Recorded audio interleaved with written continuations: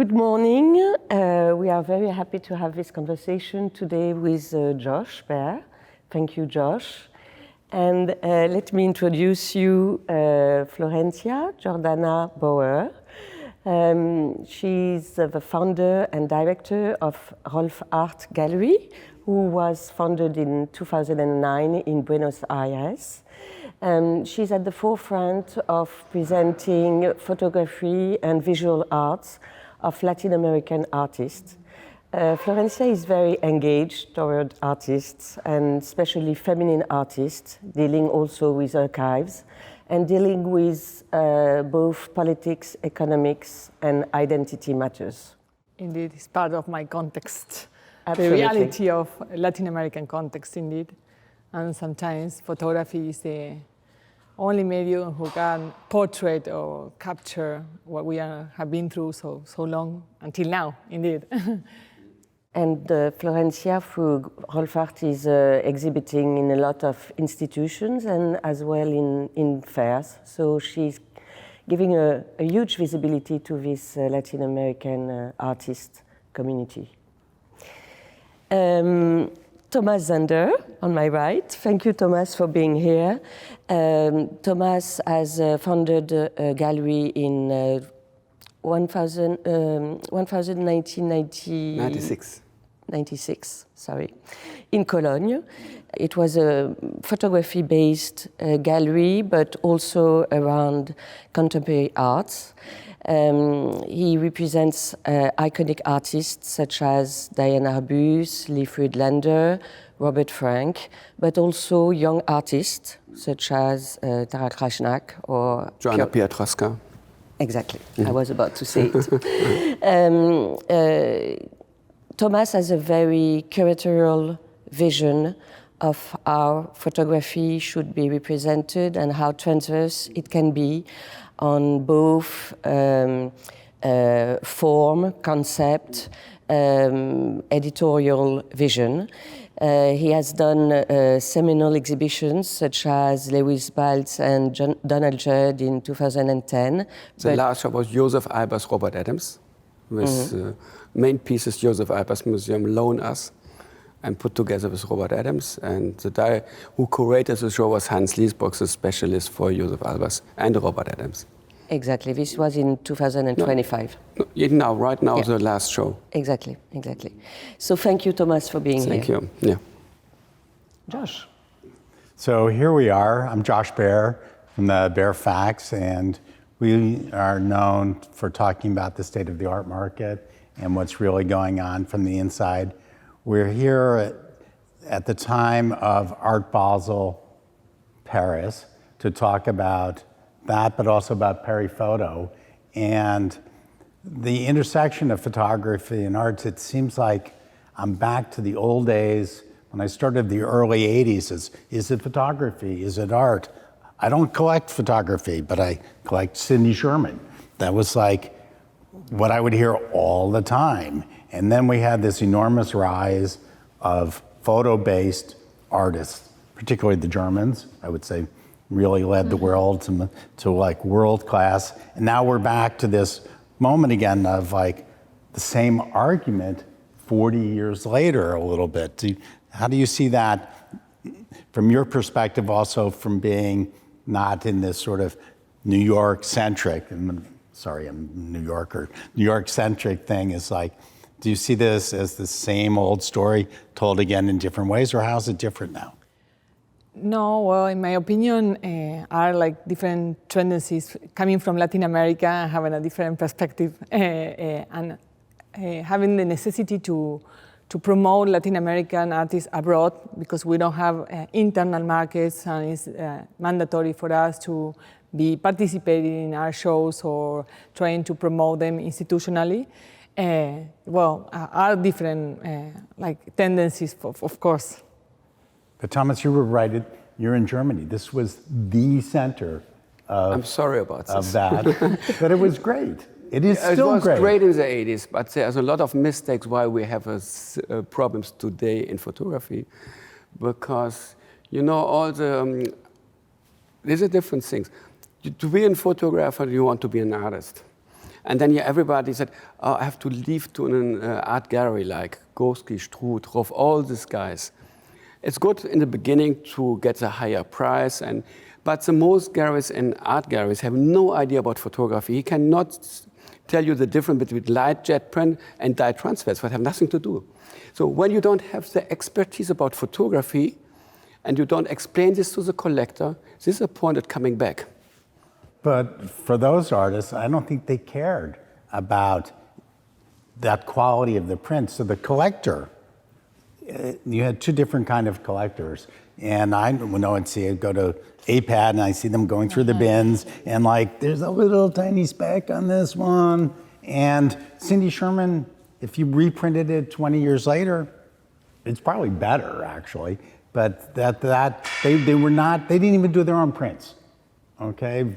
So the mindset of the collectors in the two categories, completely different. Florence, would you deal with all these collectors? Yes, you're right when you say there are two types of collectors, and I think that what is incredible in Paris Photo is that we have these incredible collectors since many years who know about photography. Now there's something really interesting which is happening today. It's the evolution of photography toward image. So, I mean, we have to deal with both of this population. But the expertise, I think, is with the merchant, with the galleries who are able to tell. What is important is that the visitor is about to understand what he's seeing.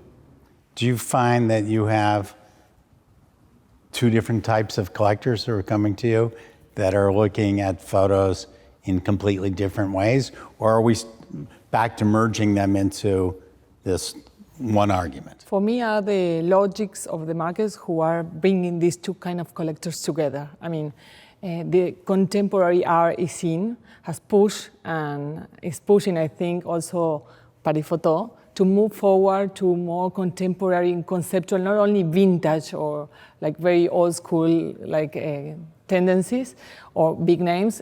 For sure, in Europe and States, you have a bigger tradition than in Latin America. We start very later, but in my opinion, it's mandatory to renew or to find new expressions. I mean, I think photography is moving forward to the boundaries or to the limits and to moving image indeed. So the show indeed is embracing these new tendencies for the new collectors. Before I go to Thomas, so the move towards digital and immersive, you think that's a positive move, or it's just a fact of life that's where technology For me, it's very positive. And for me, it's the future. Does it kill photography in a way? No, not at all. Not at all. Are two different languages who can complement each other, who can dialogue indeed in a very, very positive way. So for me, it's something that is happening, and it's something that we have to join, you know. Thomas, on the digital and the immersive? First of all, for me, the authenticity is important. When you talk about Gorski, all this stuff, all this Becher stuff, whatever, when you have printed from the time, also Cindy Sherman, she make a new print today. That is the question. It's the authenticity the same like in the 80s, or it's a new print, doesn't matter about the printing. When he make a printed C print in the 80s, Cindy Sherman, and I'm not on your mind that you doesn't care. You made a C print in the 80s. You come in today with a not color management digital print. For me, the piece is not $1. So it's not history, not authenticity. It has nothing to do with the artist. We have a point in printing. It's a part of the art piece in photography. Sorry, this is a part of this. When I work with this medium, I have to be really professional with color management, with printing. Also, when Gorski asking 600, 800,000, when he don't do the best possibility for him for printing, but he make a prints now in the past, and then I stop. In the past, he was not willing to do a second print when it's faded.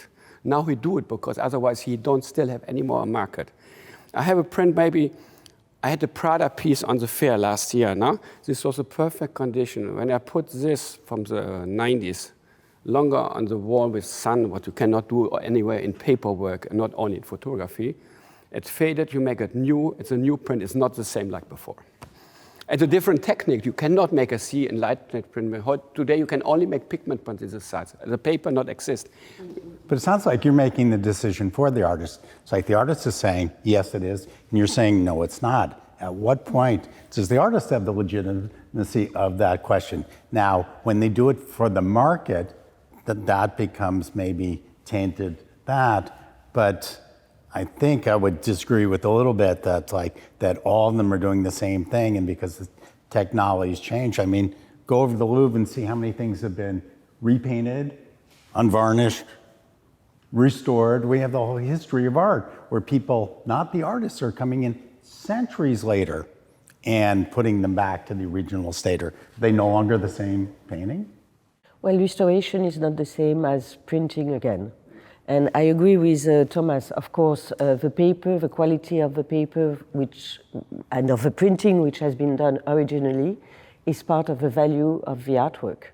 But it's so arbitrary. I mean, the definition of vintage is 5 years, to my mind. If it was 5 years with the negative, so if it was done 4 years in 364 days, it's vintage. If it was done 5 years in 2 days, it's a modern print. It's arbitrary in many ways. You don't agree? It's like, I don't really agree like this. We're not going to agree on anything today, so this is good. No, but it's like printing means like black and white. We speak of vintage. Well, answer the vintage question. Yeah, 2 days later, yeah. It's no good. It's modern. It's not 2 true. days before, it's vintage. It's something about the paper. For example, the same paper, 2 days later, same paper. We have not, that is not true. I'm the specialist also for Art Basel for classic photography. I was 8 years for the Paris photo. It's my job to decide it's the right thing in a historical way, it's a printing, it's okay. It's not, we're not blocked anymore to say the artist printed 2 years after he was making the image. It's the vintage print. It's a zeitgeist. We can say zeitgeist. It's maybe he made someone in the 30s, he makes a print in the 40s, already an early printer, and we don't care the price different of vintage. But the name of vintage, maybe it's like modern print too much in the focus, but the different, it's a paper from the 40s, for example, we go really in the vintage, you never get the silver print anymore. This is kind of an object. The silver material, the grayscale, is much deeper. You can never get this with some later print in the 50s, 60s, anymore. The paper not exists anymore. No? We have more the range, not 5 years or 2 years, it's more the range about, is this a similar paper he was using? And then it's already in more. But we can save the paper and do that. Man Ray didn't care about that. You know, it was a fake, you know, this is a problem for the art photo market. Sure. We have a lot of this, that is the point. I think it's a discussion for this very purist market for photography. And of course, it's Achilles talon for our media or for the photography market. But in my opinion, photography is trying also to open to new medias and has its own language. As Thomas was saying, when you speak about video or film, you have different languages. So for photography, of course, it's important to understand which are the proper specification, mandatory information that we have to provide our collectors, our clients, in order to give the proper information at the moment they are buying something that was made by the artist and was printed later, even though when he passed away, for instance, already, and they keep printing, is complicated. By the way, you'd be surprised that I do, as an advisor, care about those things, about when they were printed when the artist was alive and could verify that print meets my specifications to after, and when there's a market manipulation like Eggleston who moves it 1/4 of an inch, now it's a different scale, or certainly that it's a different technique. But it's interesting, the same arguments again. Let me pivot a little bit to, we're talking about digital, it's like the phone and social media. Yes. It's like, has that been a really disruptive effect to this world? Well, for sure, today everything passed by phones. the conversations with our market, with our clients, is going through the phone. Before we used to contact everybody by email, and you had to explain everything. Today, everything has a different speed, with the WhatsApp and different medias, and the people has a different timing, indeed. But it's also another media that also connect us with the market, of course. Thomas wanted to jump in probably on an older point. We can really be open. We have in one part on the photography, we have the crisis in photography. We agree, everybody, or we say the photography is strong like always. It's not. Auction result, everything, it's not like this. Also about something like, and that's my point, I never represent artists and pieces, and you said the artist can do whatever he wants to, but I have not to represent what the artists want to do with change, with printing. For example, Bill Eccleston. I do the Bill Eccleston very early, I'm close. I'm the biggest fan of Bill Eccleston. Now, it's for me the hero. I never represent the German school, for example, no? Because the American artists like Sternfeld, Eccleston influence much Gorski and Struth and all this. So he do, and the Galerie, I think the Galerie or the family push him to make pigment prints, big one from, and he asking 300, 400,000. This is not authentic. This is not real. The pieces, what he was doing, red sealing in that size, on that time in the dye transfer, this is a real one. To make it big, it's only to make money. And I think all these different kind of sizes, different kind of printing, also we say it exists not anymore. Dye transfer makes this now, it's a pigment print, same image, bigger. This confuses the market. And there's a lot of these artists represented by, okay, I cannot say Zwirner is a bad Galerie, but by galleries have no idea. And this is a point, we have to educate the people represent artists in photography to stay behind, that we made the real things about additional sizes and not changing because one image was super successful and 5 years later I get it in 3 other sizes to make money. Well, with that artist, for me, I can look at them and say, well, the earlier ones were better, just in that fact. Now, it's interesting that it was challenged in court, and the owners of the early work, who had the value of their works decimated, lost. So the law says, in this case, the artists had the right to do whatever they wanted. And we can question their motives, but I don't think we have the right to automatically say, well, maybe for another artist, the new versions are better. It's possible. Florence? Well, yes, I think, as Thomas again, I think it's a matter of education and explaining to visitors and to collectors what they have in front of them. And it's part of the job also of the selection committee and of Paris Photo to really establish rules? Yes, well, first establish rules, of course, and try to be as straight as possible on the quality of well, let me stop you there. I mean, I understand what you're saying as an organizer, but the more that we make a rule, art should be this, photography should be blah, blah, blah, art making should, we're in trouble. It's more education than rules. You know? You're talking about transparency of information. Exactly. And that, I don't think anybody would disagree with, except people who don't have the knowledge, who would say that gets in the way of doing business, right? But the knowledge is less and less. Photo department in museum not exist anymore. I don't want to say the museum now. We have one artist in the gallery, quite famous. I need to say only the name, Judy Jo Ross. This is a print-out paper, handmade. Everybody knows the print, it's so important. The most famous museum in the world in photography is a new assistant asking, can we hang photocopies? Because we want not the shipment, can we make print out? You know what I mean? The medium photo is also your handwriting. And you cannot make a copy on the wall because it's not only the image, it's also the printing.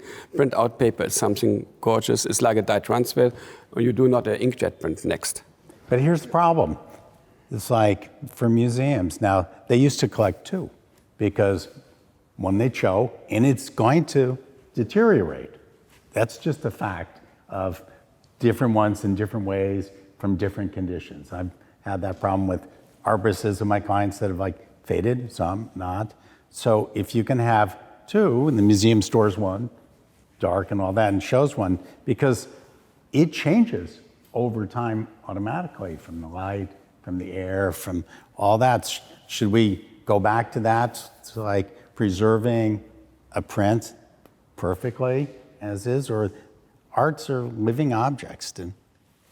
Indeed, but I don't know how many museums have two copies. MoMA used to. Yeah, for a long time. A few ones. Usually they have an exhibition print and the original one or another print, but it's not like a common.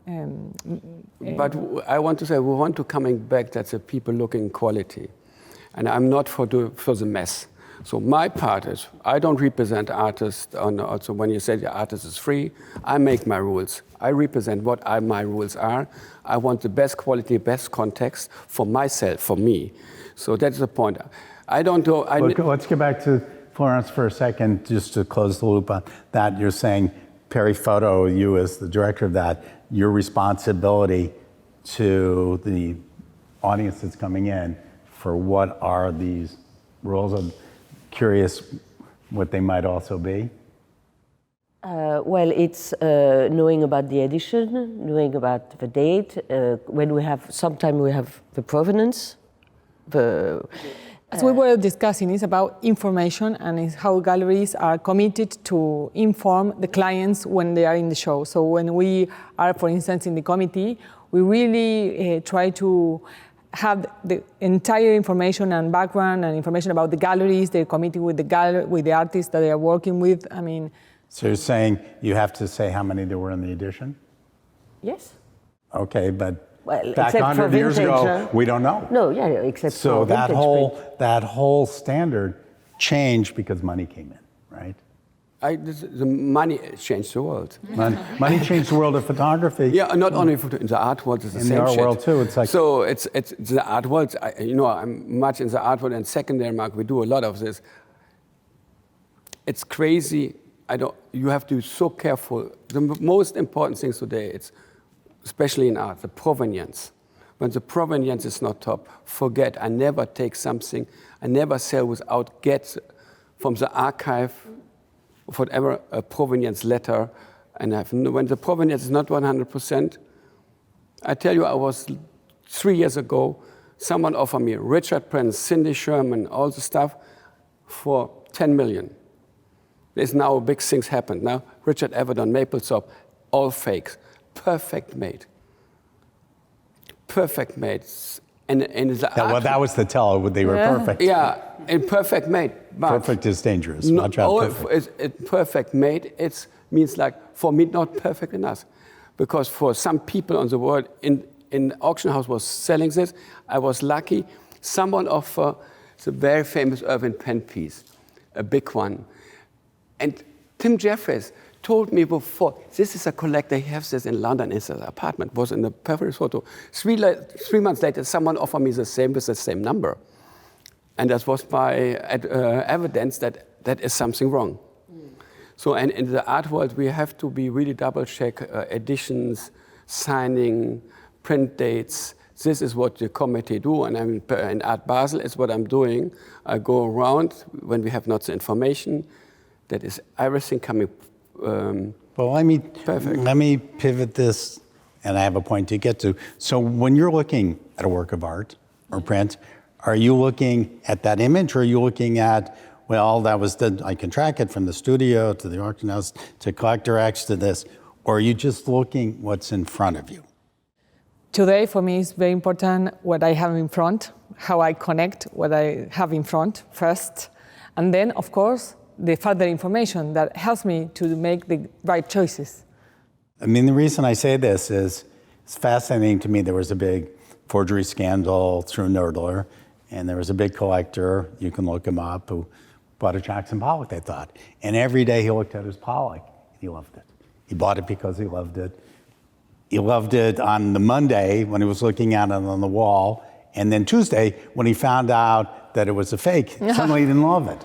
It's the same visual thing that's there. So we're mixing different parts of our brain when it comes to art. But it's about like in information, connection. I mean, for me, it's important what you have in front, how you connect again. But the further information will help you to make the right choices and to understand that you are buying something that is not fake, has a trajectory, has a history behind, has a provenance. And understand the work of the artist, the way. But if it was made by a young artist today, you don't have those same rules, do you? The same thing. It's like some 24-year-old, we have a different standard, don't you have, for seeing something brand new?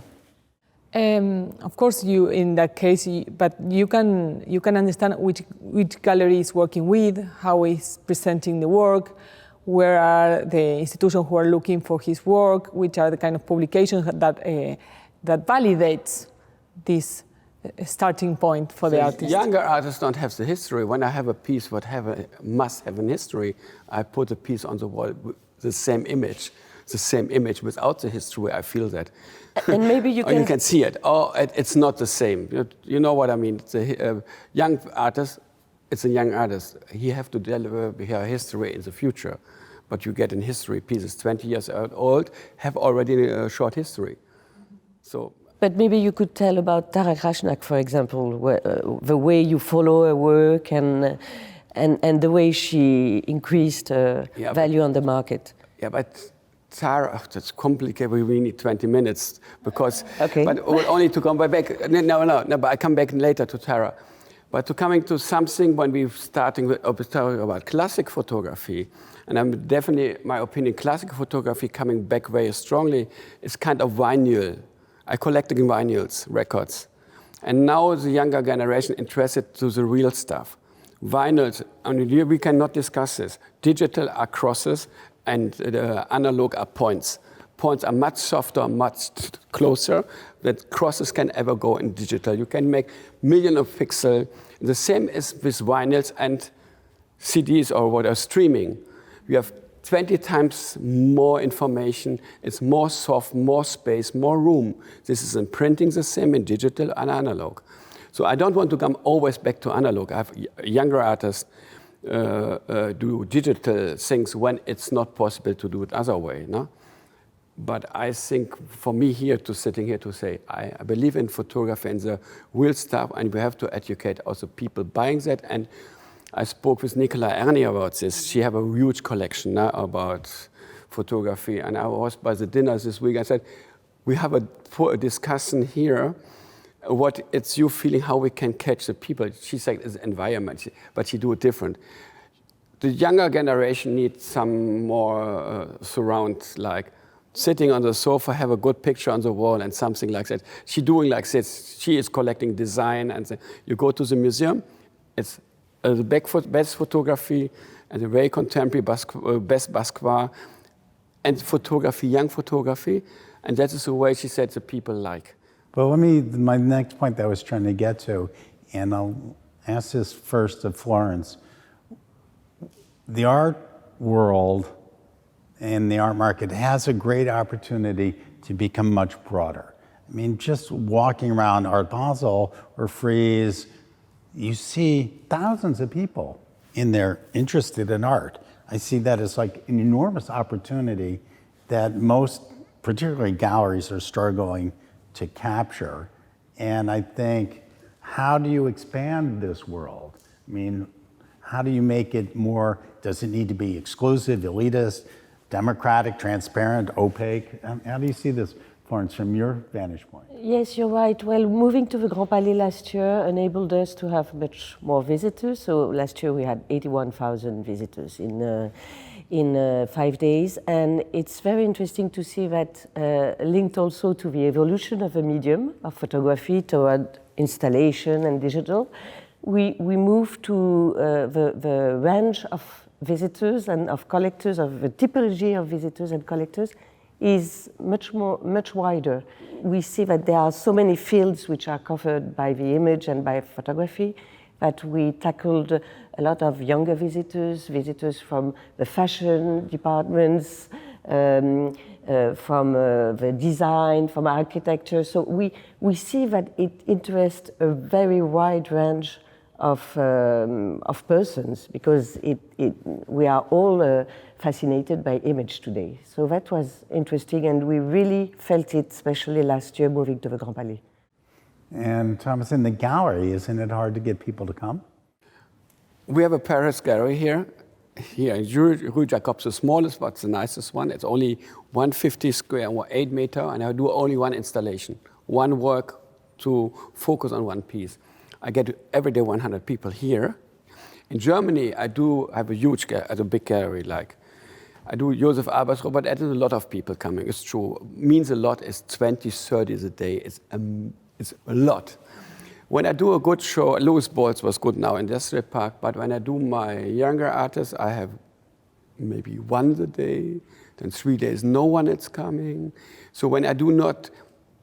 So it's counterintuitive. In one environment, the crowds are coming, and I know this of myself, we go less and less to the galleries. We think we're being informed because we have our phone. We see it on Instagram, so I saw the show, but you didn't really see the show. How does it work in Buenos Aires? What is the traffic? What is the desire to be around the creative worlds like at the moment? There is a lot of desire and necessity indeed. It's very hard, the situation for the entire Latin America, but we have an outstanding quality in South America, outstanding quality for photography and for every media, but especially for me for visual media, because again, it has been a media that has portrayed our realities. And in terms of circulation, I don't know, I had the feeling that you can realize right now in the biennales or also in contemporary art shows, there is a lot of interest about Latin American art, particularly lastly. So that help us or allow us to promote artists in different art shows or places and trying to connect with the different publics. But I think it's a challenge. I think if I do a one-person show at an art fair, I'll have 81,000 people see me. It's not ideal situation. It's not a controlled environment of the lighting and the placement and movement of people. And if you do the same show in your gallery for 6 weeks, you get 1,200 people. It's really... Here. I mean, in Argentina, it's quite different. I mean, that's what I'm saying. In Argentina, people are going out. In New York, less so. Paris and Gone, I suspect. But we speak of the big cities, but it's to catch the people. When we do Art Unlimited, Basel, for example, we do Robert Frank's American. We get 300 square meters, a lot of investment. We do Louis Bolt's Industrial Park. We catch 40, 50,000 people looking at it.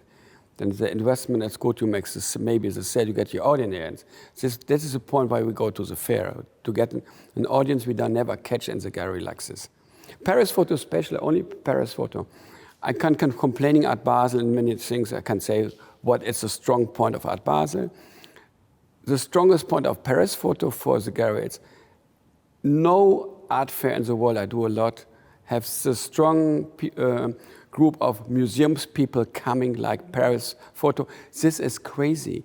Every important museum from the States, every museum is come to your booth to talk about. It's not always happen you get an exhibition. Well, you're the Super Bowl. No, the World Cup but this is the strongest thing from Paris photo. Yes. There, it's like, and no one wants to miss the final of the World Cup. And it's a great position to have, but it's a big responsibility. Yes, well, thanks to the leadership of the fair, it's true that it's a gathering point. And you know, institutions from abroad, collectors, artists, they know they are going to find each other at the fair. And beside from the expertise of the galleries who are here, because it's a unique moment to discuss with more than 140 galleries, which is an incredible opportunity. You can also have a conversation, the artist talks, the signature, have an exchange with artists who are signing the books, because the books are a very important part of the fair also, books around photography, which are part of the history of photography. So yes, indeed, I would suggest that you have to come for 5 days of a fair because there is so much to discuss about, to exchange, to see. It's a mandatory meeting point. For us, for instance, coming from abroad and from Latin America, being in Paris Photo, we usually do solo shows because that allow us to really introduce the practice of an artist who perhaps is not so well known because it's not from Europe or States.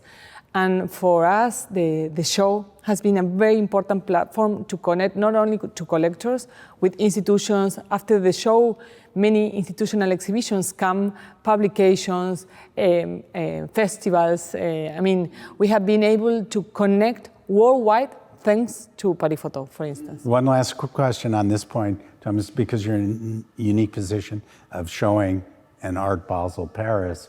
How would you describe that community versus the community of Paris Photo? It's a completely different audience. We don't have much photography. The photography on the fair, there's something. But not just in photography, the whole no, spirit the committee of it. the people, the visitors, completely different. No, it's a completely different audience. This is a little bit the problem in photography that there are two parts. It's like listen music, listen art. I think it's very crazy. I see not much photo collector on the Art Basel here. It's come crazy. They're coming to Paris Photo. Also in Basel, I don't see photo collector because there's not many photo galleries there. It's too expensive. The point is, that is the point I can say. And it's nearly impossible when you, to make it fair like our, who's completely, maybe I don't care, I think look at money. I come from Germany, I can send shipment, it's not so expensive, 5,000 euro. You pay 20,000 from Argentina. We have a booth like, we have maybe 90 square meters big, we pay, all in all it's 100,000. How you can make a break even? How you can make a break even? You have already 100,000 on the table to make a good fair happen. That's a whole subject for another day about the expense problems that relate to galleries, which are real, and we talk about it in Baer Faxt all the time, and the role of the fair in like perpetuating, they have the same expense problem, like how do they survive too? But I'd like to tie this up a little bit by looking out, I don't know, 40 years, 50 years? Are we going to be having the same conversation about photography and art, and maybe with a third wing, digital photography?